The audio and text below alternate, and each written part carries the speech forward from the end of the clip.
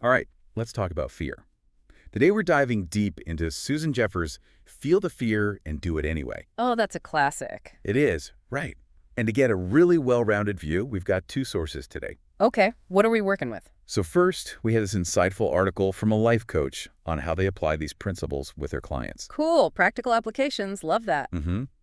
And then we're also going to peek into the book itself, the abstract, to get a feel for Jeffers' original ideas. Awesome, sounds like a good mix. Yeah. So whether you're facing, a big life decision or just everyday anxieties, this deep dive is all about giving you practical tools and a fresh perspective on fear. Not about eliminating fear altogether. Exactly. And, I think a lot of people assume this is about becoming fearless, but it's really more about becoming, fearless. Yeah. Learning to act even when fear is present. Yeah, that's a much better way to put it. It's not about the absence of fear, but how we relate to it. Exactly. And the foundation of this whole philosophy really rests on what Jeffers calls the 5 truths about fear. Okay, I'm intrigued. Let's hear those truths. So, truth number 1, the fear will never go away as long as you continue to grow. Interesting. So fear is kind of like a signpost that we're on the right track, expanding our horizons. Exactly. It's a sign that you're pushing your boundaries, stepping outside that comfort zone.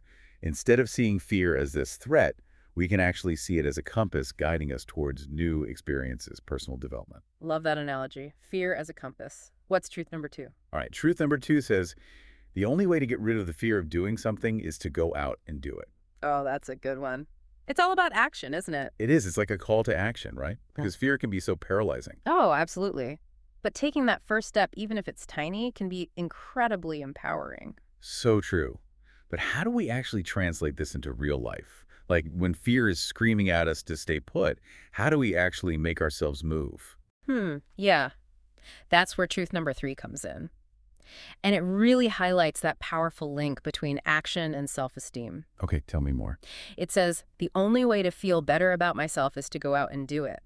So each time we take action, despite our fear, we're proving to ourselves that we are capable. It's like building this evidence bank of all the times we faced our fears and came out on top. Exactly. And that leads to, more confidence, self-efficacy, which then fuels even more action. It's this amazing cycle. It is. Okay, so that was 3. What's next? All right, truth number 4 reminds us that we are not alone in experiencing fear.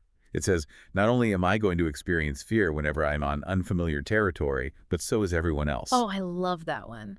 It's so easy to feel isolated in our fears, but remembering that everyone feels fear. It's such a relief, right? It is, and it can help us feel, less alone, more connected to others who are going through similar challenges. Yes. That feeling of shared experience, it's so validating. Okay, ready for truth number 5? Hit me with it. All right, it says, pushing through fear is less frightening than living with the underlying fear that comes from a feeling of helplessness. Oh, wow. This one really gets to the heart of, the long-term consequences of letting fear rule our lives. Right, yeah. That what-if game, it can be way more debilitating than just actually trying. Totally. Imagine, looking back on your life and regretting all the things you didn't do because you were too scared. It's a much scarier thought than any, temporary discomfort we might feel while actually facing our fears. Right. So we've got these 5 powerful truths. Fear is part of growth. Action is the antidote. Action boosts self-esteem. Everyone feels fear. And facing fear is better than feeling helpless. It's a good foundation. Yeah. But I'm curious, how do we actually go from, theory to practice?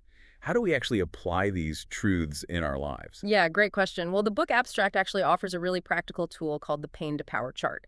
It's all about becoming aware of the language we use because, our words have this direct impact on our subconscious beliefs. Okay, I'm listening. So the idea is to replace what the book calls pain words with power words. For example, instead of saying, I can't, which implies a lack of ability, you'd say, I won't, which puts you back in control. Oh, I see. So it's this subtle shift, but it reinforces the idea that you actually have agency in your decisions. Exactly. It's fascinating how these, tiny tweaks in our vocabulary can create such a big shift in our mindset. Give me another example. Okay, so instead of saying, it's a problem, you could reframe it as, it's an opportunity. Oh, I like that. So you're changing the narrative from one of helplessness to one of possibility and empowerment. Exactly. By consciously choosing these power words, we're basically rewiring our brains to approach challenges with a more positive and proactive attitude. It's like we're taking back control of the story we're telling ourselves, right? Yes. And if we connect this to the bigger picture, this shift in language is really about moving away from a victim mentality and towards a more empowered mindset. It's about recognizing that we actually have the power to choose our thoughts, our words, and ultimately our actions. Powerful stuff. Okay, so we've got the 5 truths and this pain to power chart, which feels like, a tangible tool we can use to shift our mindset. Hmm. Now, the book Abstract also talks a lot about the importance of taking responsibility, but it frames it in a way I wasn't expecting. Oh, yeah. And it's super important to clarify that taking responsibility in this context is not about blaming yourself for past actions or current circumstances. Right, that makes sense. It's more about recognizing that you actually have the power to choose your reactions and to make choices that move you forward. So less about dwelling on the past and more about taking ownership of our present and future choices. Exactly. And the book actually outlines 7 definitions of taking responsibility. One that I thought was really interesting is the idea of not blaming yourself for past actions. Okay, I like where this is going. It's about understanding that you did the best you could with the knowledge and resources you had at the time. Yeah, that's so compassionate, right? We tend to carry so much guilt and shame about past choices. But this perspective offers a way to release that burden and move forward with more self-compassion. And that ties directly into empowerment, right? When we let go of self-blame, it frees up so much energy to focus on making positive choices in the present. Okay, so we've got the 5 truths, the painted power chart, and this really empowering approach to taking responsibility. Now, are you ready for a concept that completely blew my mind when I first read it? Okay, you've got me hooked. Lay it on me. All right, get this. According to Susan Jeffers, there's no such thing as a wrong decision. Whoa, hold on. How is that even possible? I know, right? It seems impossible. But when you really look at the reasoning, it starts to make sense. Okay, explain. The book explains that every decision, no matter the outcome, is an opportunity for growth. She uses this great analogy of the inertial guidance control system in a rocket. Okay, I'm familiar with that. The system constantly corrects its course to reach the target. Exactly. So it's not about, achieving this perfect outcome, but about the lessons we learn and the personal growth that happens along the way. Every choice, whether it leads to what we wanted or not, provides valuable feedback. It helps us refine our path. I love that reframing. Suddenly, every decision becomes an adventure, a chance to learn and evolve. Right, and it takes away that fear of making the wrong choice. It's about embracing the journey, trusting that we'll learn and grow along the way, regardless of the outcome. This concept of no-lose decisions is really liberating. It is. It's like permission to experiment, take risks, to make choices without being paralyzed by the fear of messing up. But, how do we actually cultivate that sense of trust in ourselves and in the process? Well, the book introduces this concept called the whole life grid. Okay, what is that? It's essentially a framework for creating a balanced and fulfilling life. I like where this is going. It consists of 9 key elements: work, relationships, family, friends, personal growth, alone time, leisure, hobbies, and contribution. So it's about looking at our lives holistically, making sure we're nurturing all these different parts. Exactly. And the book emphasizes that it's so important to be fully present and engaged in whichever area you're currently focused on. To give it 100%. Yes. And act as if you count in that moment. This feels like a call to mindfulness, to really savor and appreciate each experience rather than constantly chasing the next thing. Absolutely. And this whole life grid can be, a really useful tool for identifying areas where we might be out of balance. Like if we're working all the time and neglecting our relationships or personal growth. Exactly. It might be time to make some adjustments, right? So it's about creating the sense of harmony, making sure we're not neglecting any important parts of our lives. But I'm curious, how does this whole life grid tie back to overcoming fear? That's a good question. I think when we're living a balanced and fulfilling life, we're just naturally more resilient to setbacks and challenges. It's like having a diversified portfolio. I like that analogy. If one area of our life takes a hit, we've got these other areas to cushion the blow. It's like we're building this foundation of strength and stability that can help us weather any storm. And this ties back to, that concept of saying yes to the universe, which we talked about earlier, being open to experiences, even the challenging ones, and trusting that they're all part of a larger plan. Yes. It's about embracing the journey, the ups and downs, seeing the value in each experience. Okay, so the book Abstract then goes on to talk about the power of giving without expectation. Oh, that's a good one. And this is where it gets really heartwarming because it argues that the more we give, the more we receive. Right, which can seem counterintuitive at first. It does. But it's based on the idea that the universe operates on this principle of abundance, not scarcity. So instead of clinging to what we have, we open our hearts and our hands to give freely, knowing that there's always enough to go around. And this giving doesn't have to be about, grand gestures or material possessions. It can be as simple as offering a kind word or a listening ear or just helping hand. Yeah, the small acts of kindness, It's about cultivating this spirit of generosity. sharing our blessings with others. hmm And what I thought was really interesting is that the book highlights 6 different types of giving. Oh, like what? Thanks, information, praise, time, money, and love. I like that breakdown. And it encourages us to find ways to give in each of these areas, not with the expectation of getting something in return, but just for the joy of giving. That's a beautiful way to look at it. It's like shifting from this transactional mindset to more of a heart-centered approach to giving. The book even shares this story about a person in a concentration camp who found purpose and meaning in helping others, even in those horrific circumstances. Wow, that's powerful. It is, right. It's this reminder that even in the darkest of times, we have this capacity to give and to find meaning in connection. Amazing.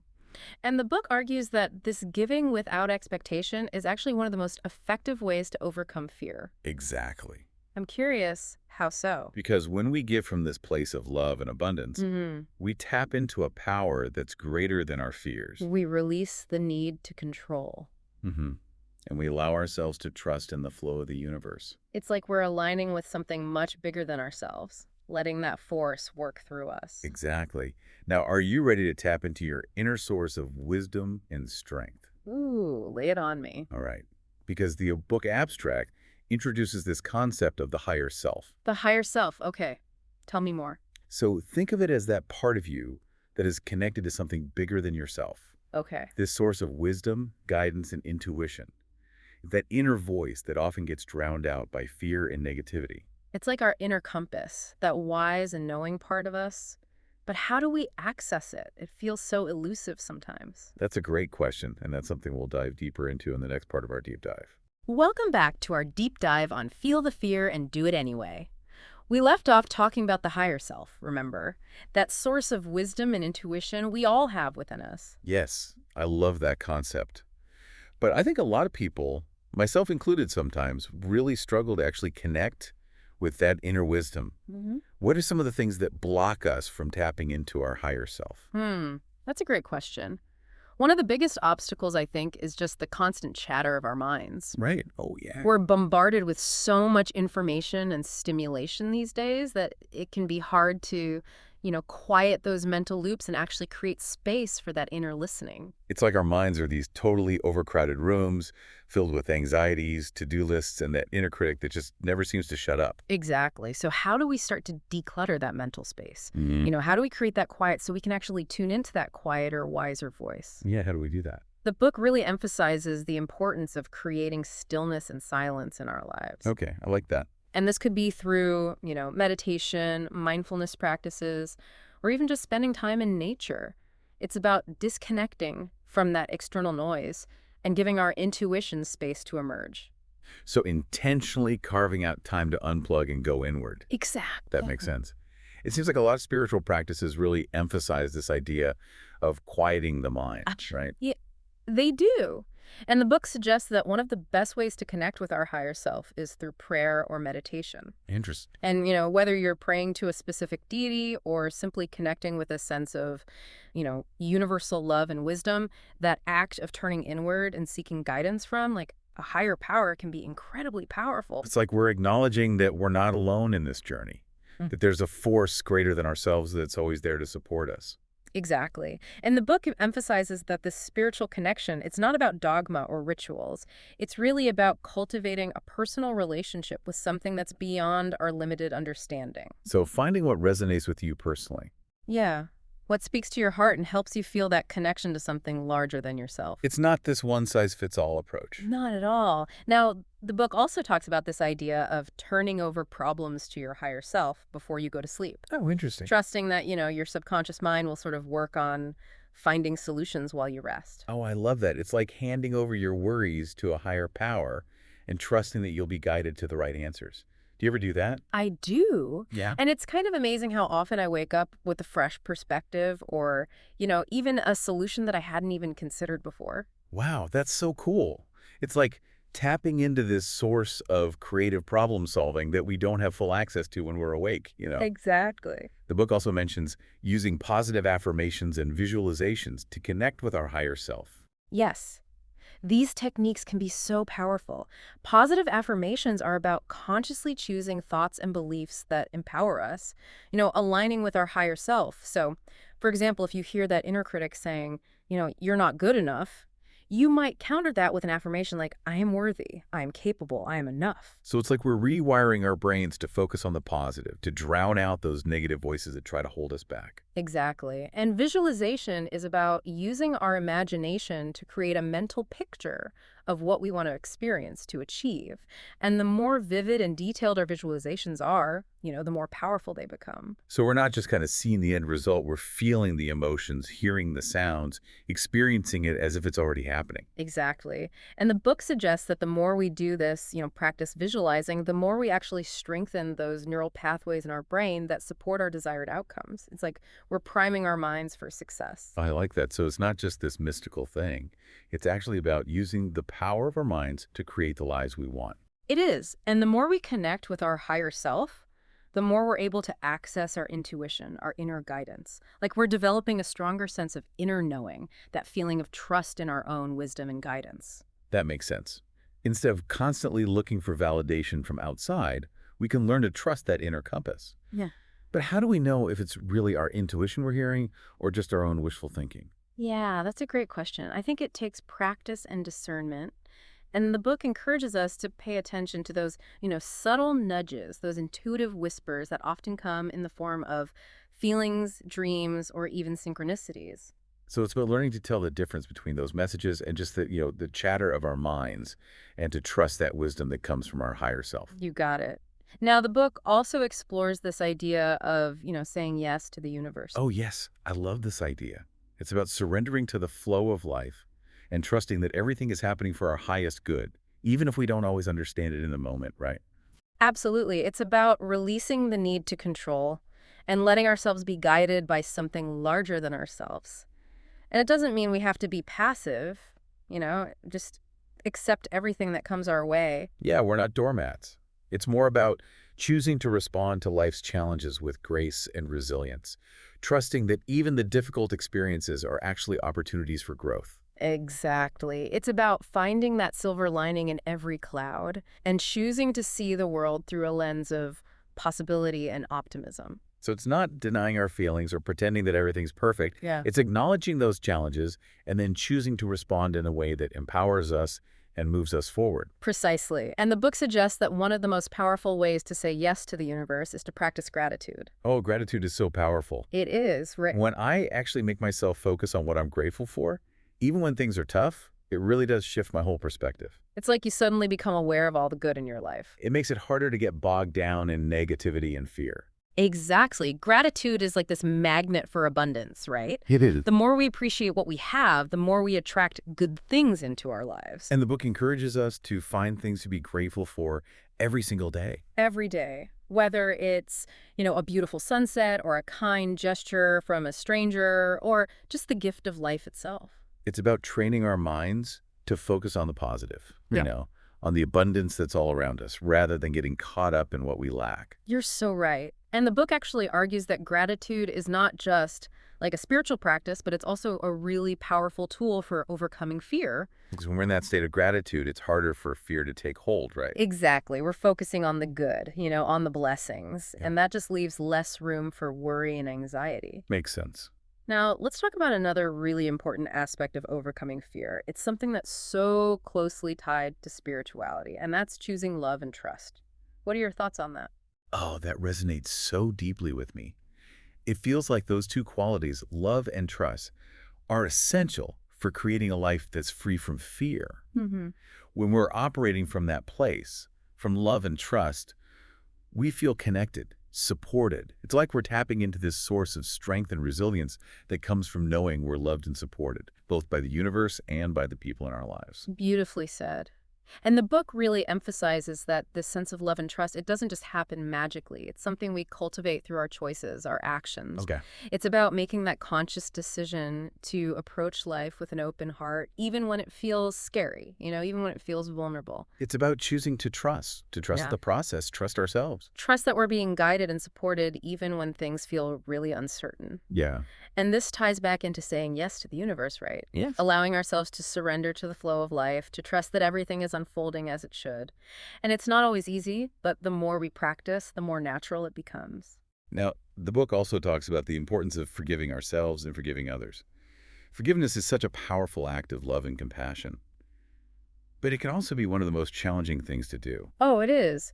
And forgiveness, it's not about condoning or excusing hurtful behavior. It's really about choosing to release the anger, the resentment, the pain that we're holding on to. Yeah. It's recognizing that everyone is doing the best they can with the understanding they have at the time. And we all make mistakes, right? We do. So it's about releasing ourselves from that burden of holding on to grudges, Yeah. resentment, both towards others and towards ourselves. It's about choosing to move forward with a lighter heart. Exactly. And the book encourages us to extend that same compassion to ourselves. Forgive ourselves for our past mistakes, Yeah. move forward with self-love and acceptance, recognizing that we're all works in progress and we're all deserving of love and forgiveness.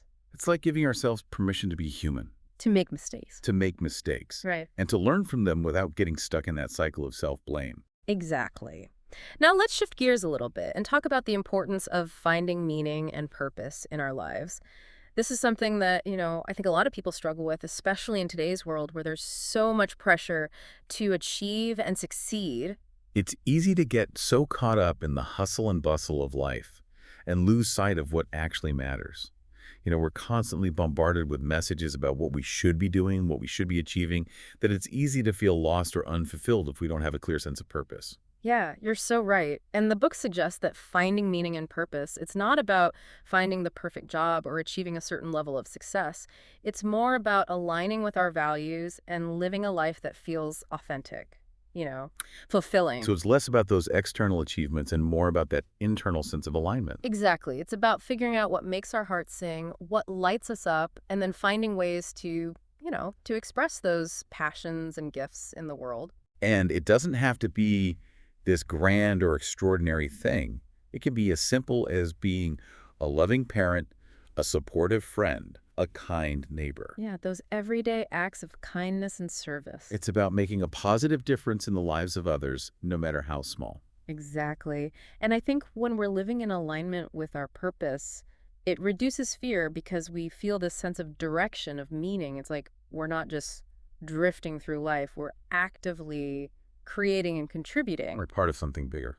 Exactly. We feel connected to something bigger than ourselves, and that can be so empowering. It can be really fear-reducing. Definitely. Now, speaking of connecting to something bigger than ourselves, Mm. the book also goes into this concept of trusting in the timing of our lives. Ooh, yeah. This is something I personally struggle with. I'm always wanting things to happen faster, wanting to get to that next level, Yeah.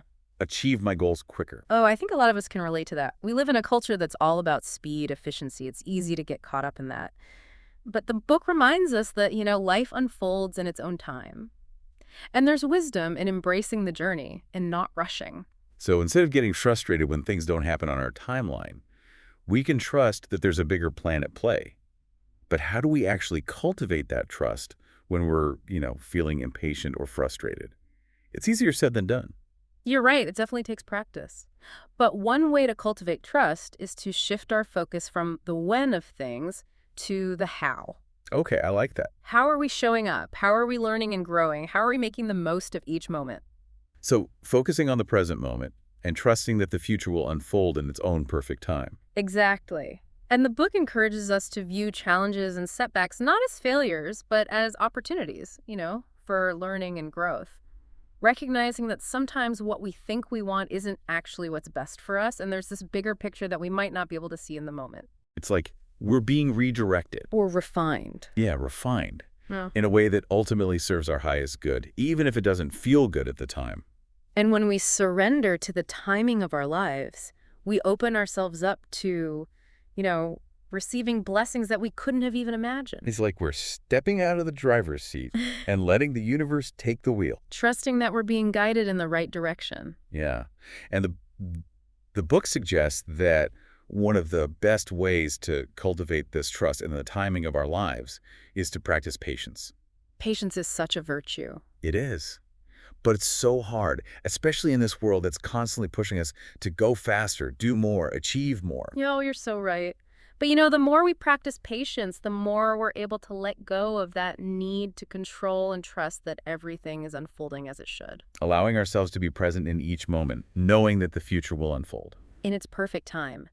Now, before we jump into the final part of our deep dive, let's just take a moment to recap some of the key things we talked about in this section. Sounds good. So we started by exploring, that concept of the higher self and discussing practical ways to actually connect with that inner source of wisdom and guidance. We talked about creating stillness and silence, turning over problems to our higher self before we go to sleep. Using positive affirmations, visualizations to strengthen that connection. We also explored this idea of, saying yes to the universe, Surrendering to the flow of life. trusting that everything is happening for our highest good, even when we don't understand it. And we talked about choosing love and trust, cultivating those qualities We touched on the importance of forgiveness for ourselves and for others. as an act of love and compassion. Yes, that frees us from the burdens of the past. And we talked about finding that meaning and purpose in our lives, aligning with our values and living a life that feels authentic and fulfilling. And finally, trusting in the timing of our lives, embracing that journey, and knowing that everything is unfolding as it should. Whew, what a conversation. I know, right? Yeah. It's been so insightful. I feel like I have this whole new perspective on spirituality and how it can help us overcome fear. Me too. And in the final part of our deep dive, we're going to explore some more practical tools and techniques that can help us, really integrate these concepts into our daily lives. Okay, welcome back to our deep dive into Feel the Fear and Do It Anyway. We've covered so much already. Those 5 truths, the pain to power chart. The higher self, giving without expectation, so much good stuff. I know, right? But now I want to talk about how we actually, take all this wisdom and put it into action. Yes. Yeah. Because, knowing these concepts is one thing, but applying them to our everyday lives, that's where the real transformation happens. Exactly. And I think in the last part, we were talking about trusting the timing of our lives, right? Right. And sometimes I feel like I get so impatient, I just want to rush things, force outcomes. Oh, I totally get that. And that impatience, it can create so much fear and anxiety, right? We start to doubt ourselves, doubt the process if things aren't happening as quickly as we'd like. But the book, it reminds us that everything has its own rhythm. And forcing things, well, it often backfires. Yeah. So it's about surrendering to that natural unfolding, trusting that things are happening in the right time, even if it doesn't feel like it at the moment. Exactly. Which can be really challenging, especially, in our world today. It's all about speed and instant gratification. It is. But the book, it encourages us to view those delays, those setbacks, not as failures. But as opportunities. Yes. Opportunities to learn, to grow, to really refine what it is that we desire. It's like sometimes, you look back on something that felt like a huge disappointment at the time, and you realize, oh, wait, that actually led me to something even better, something I wouldn't have found otherwise. Right. It was all part of the plan. Exactly. And sometimes those delays are there to protect us, to redirect us, or just to make sure that we're fully prepared for what's coming next. Okay, I'm really trying to embrace this whole divine timing concept. It's definitely a practice. Yeah. But I'm curious about other practical tools we can use, like the book Abstract mentioned visualization. Oh, yeah. Visualization is so powerful. I've played around with it a bit, but I'd love to hear how you use it. Well, visualization is all about creating the reality we want. And it's not just daydreaming. It's really about using our imagination intentionally to create this blueprint almost for our subconscious mind to follow. We're not just passively wishing for things. We're actively engaging our minds. Exactly. And the more vivid, the more detailed our visualizations are, the more effective they become. It's like we're creating a movie in our minds. Yes. Engaging all our senses, feeling the emotions as if it's really happening. Do you have any tips for making visualizations more powerful? Because sometimes I feel like I struggle to really feel it, Yeah, absolutely. First, find a quiet space. Relax, focus, no distractions. Close your eyes, take a few deep breaths, and really allow yourself to settle into your body. Okay. Then you can start to create that mental picture of what you want. But don't just see it, feel it, hear it, smell it, taste it. Make it as real as you possibly can. So if I'm visualizing my dream job, for example, I wouldn't just picture myself sitting at a desk. I'd imagine like the excitement of walking into the office, Yes. the sounds of laughter, collaborating with colleagues, and that feeling of accomplishment when I finish a project. Exactly. And remember to focus on the positive emotions, the joy, the excitement, the gratitude, that sense of accomplishment. It's about embodying those feelings as if they've already happened. It's not just about seeing it, it's about feeling it. Yes, exactly.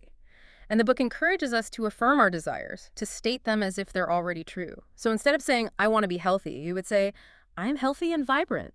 I am. Okay, so it's like we're speaking our desires into existence, aligning our words with our vision. Exactly. And the more we do this, the more we'll start to see evidence of it in our lives. So we're using visualization, we're using affirmations, but then Mm. we have to take action, right? That's been such a constant theme throughout all of this. Oh, absolutely. Visualization and affirmations, they can be so powerful for aligning our minds, our intentions, but they're not a replacement for actually taking action. Right. And in fact, inspired action is often the natural outcome of consistent visualization and affirmations. Oh, I like that. So it's like we're planting the seeds with visualization and affirmations, and then action is the water and the sunlight that helps them grow. Beautiful analogy. And the book emphasizes that action doesn't have to be, massive or dramatic. Okay, good. It can start with small steps. The important thing is just to keep moving in the direction of our goals, even if it feels scary or uncertain at first. That makes it feel less overwhelming. It's not about making this huge leap. It's about those small, consistent steps that build up over time. Exactly. And each time we take action, we're building confidence, momentum. We're proving to ourselves that we can overcome our fears and create the life we desire. It's like working a muscle. Each time we use it, it gets stronger. Exactly. Now, let's talk about another really important piece of overcoming fear, and that's self-love. Oh, yeah, self-love. This is something I think so many of us struggle with. We do. That self-criticism, the doubt. It's like we have this inner voice that's constantly putting us down. Telling us we're not good enough. Not good enough. And the book really makes a point of saying that self-love is essential for overcoming fear, right? It is, because when we love ourselves, we're less likely to be afraid. We feel worthy, capable, deserving of good things. It's like we're creating this shield of protection. Yes. That repels all the negativity and fear. And when we love and accept ourselves, we have less to prove to everyone else. We're less afraid of judgment, of rejection. Exactly. And the book offers some great tips for cultivating self-love. Like what? Well, it starts with becoming aware of our self-talk. That inner voice. Yeah, what are we saying to ourselves all day long? Is it kind? Is it compassionate? Or is it, critical, judgmental, negative? So we're noticing when that inner critic starts to sabotage us. Exactly. And then we can consciously choose to replace those negative thoughts with positive affirmations. Okay, I like that. So instead of saying, I'm so fat, you might affirm, I am beautiful and strong. Okay, yeah. Or instead of, I'm a failure, maybe I am capable and successful. It's retraining our minds Right. to focus on the positive and to really speak to ourselves with the same kindness that we would to a dear friend. The book also emphasizes self-care, and this isn't just about pampering ourselves. It's about making time for things that nourish our minds, our bodies, our souls. So it's about prioritizing our well-being, giving ourselves the love and attention that we deserve, whether that's, taking a relaxing bath or going for a walk in nature. Reading a good book, spending time with people you love, pursuing a hobby, all of those things. It's filling up our own cup so we have something to pour from. I love that, exactly. And self-care isn't selfish. It's not. It's actually essential, so we can show up fully for our lives and for others. I think that's such an important point. As we're wrapping up this deep dive, is there anything else from the book Abstract that you really want to highlight? Well, I think the overall message of the book is about empowerment. It's about realizing that we have the power to choose how we respond to fear and to create the life we want. We do have that power. It's not about becoming fearless. It's about, learning to dance with fear. To use it as fuel for growth. I love that. Not about getting rid of it altogether, but having a different relationship with it, one that's based on, understanding, respect, and even like a little bit of playfulness. Exactly. It's remembering that we are not our fears. We are so much bigger and more powerful than we often give ourselves credit for. This has been so inspiring. I feel like I have this whole new toolkit for dealing with fear, and for creating life that feels more aligned with who I really am. I'm so glad to hear that. And remember, it's a journey. There will be times when fear pops up, but now you have the awareness, the tools to move through it with grace and resilience. Yes, we do. Thank you so much for sharing your wisdom with us today. I know our listeners are going to walk away from this feeling inspired, ready to face their fears with a renewed sense of courage. It's been a pleasure diving deep with you. And to our listeners, thank you so much for joining us on this adventure and to feel the fear and do it anyway. We hope you found it as enriching and empowering as we have. And until next time, keep exploring, keep growing, and keep feeling the fear and doing it anyway.